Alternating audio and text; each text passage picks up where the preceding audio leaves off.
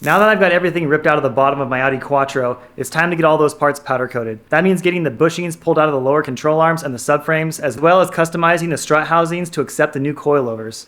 These are pretty standard McPherson style struts. If you know how to use the spring compressor, it goes pretty fast. But the only problem I ran into is I could not get these castle nuts loose to get the struts out of the shock bodies. So I just ended up cutting the crap out of them with the angle grinder. Now all that's left to do is pull the wheel bearings out. Of course, you need a special tool for that. And then I'm going to cut the stock spring perches off and weld on new ones that have threads that will function like coilovers.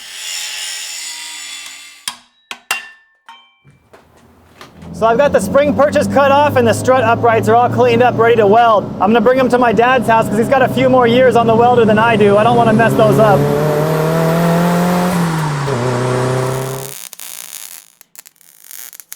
So I think the welding went pretty good today. Not too bad considering it's a 40-year-old piece of steel. I've got one of the struts back in the car just so I can take a look at it, and it's threaded all the way up to the top right now, which is supposed to be stock ride height. And I'm not really the type of person that drives my cars at stock ride height, so I'll probably be lowering it pretty quickly once I get the wheels back on it, but I'm excited to see.